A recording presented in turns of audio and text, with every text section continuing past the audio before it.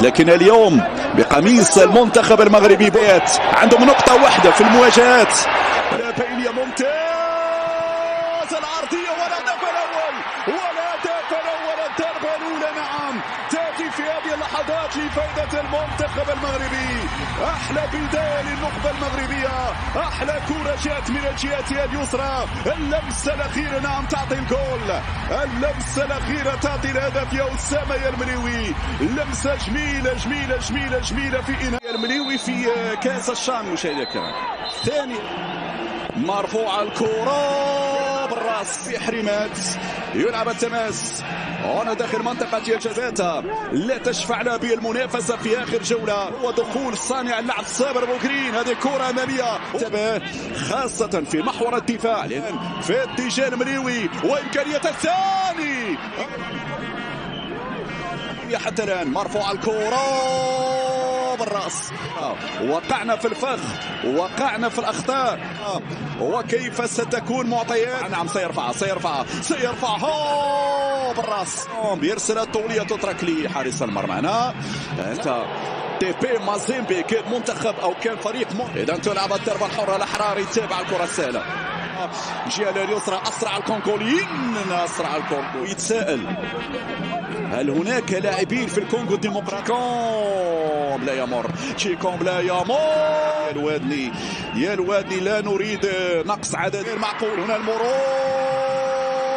والتغطية، ومروان الوادني عانى كثير قبل ابعاد الكرة. هنا الاول واليمتازة، هنا انطلاقه من عماد، يمشي عماد، العرضيه بعض الشيء للاعب عماد الرياحي.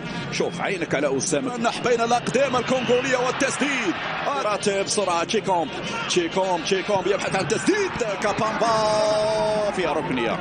الكورنر الكرات الثابته يا الرياحي مرفوعه بالراس. الاعاده مره اخرى، ارتقاء الوادني وربيع من صابر بوكرين، العرضيه من بالعمري والختام. كيف تتمركز ولما تعرف تطلب الكره في الوقت والمكان. كره لفائده المنتخب صابر يا صابر المليوي.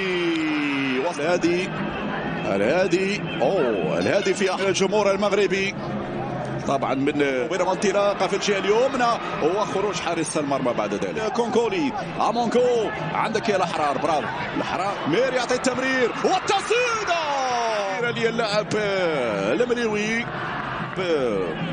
من النجوم الدورية في التسلل، لكن الطريقة اللي مرر بها الكرة هذا ما يميز كيتامبا. صوت المراوغة، اضرب شوت، هذه العرضية والدفاع المغربية. الثاني في الطريق، هي كرة الثاني طبعا انطلاقة من الجهة اليمنى، العرضية عالية، معصب مطوب ومتوتر. المعطيات والنتائج باسيالا، مرفوعة الكرة، عندك يا الأحرار برافو. ومتى يغير ومن يغير الراسية بعد ذلك، والتمركز ممتاز، متعادلة مع زامبيا 0-0. وهذا خبوصة يرفع الكرة مطوب، حذاري مرة أخرى نقع في الأخطاء، ومرة أخرى نقع في نفس الأخطاء. كيتامبا يعدل النتيجة، نفس الأخطاء تتكرر مقاتل مع يتقدم مع توبو، يسدد لكن عالية الأمام، والخطأ لمروان. يا مروان الوادي يترك له المجال. إذا ترفع في القائمة الثاني بالراس مرة جاء الراسي والوادني، ومشكل تواصل. وكابانجا مشى، يرفع كرة المهدي الأحرار أخرى. هذه الإعادة مرة أخرى سيعطي بطاقة صفراء. كينيا والوصافة مغربية، ولكن شوط ثاني من النار في الانتظار. امشي يا ميري، عرضية ميري، الثانية غير معقولة، والثانية المليوي غير معقولة. لكن بغض النظر تسلل أم لا، هذه عماد سددها. الجهة اليمنى لعناصر المنتخب الكونغو، إيقاع اللاعبين المغاربة في التسلل، ولكن وركنية. لاحظ على طريقة تنفيذ الركنيات مميزين. يمر كابانجا، العرضية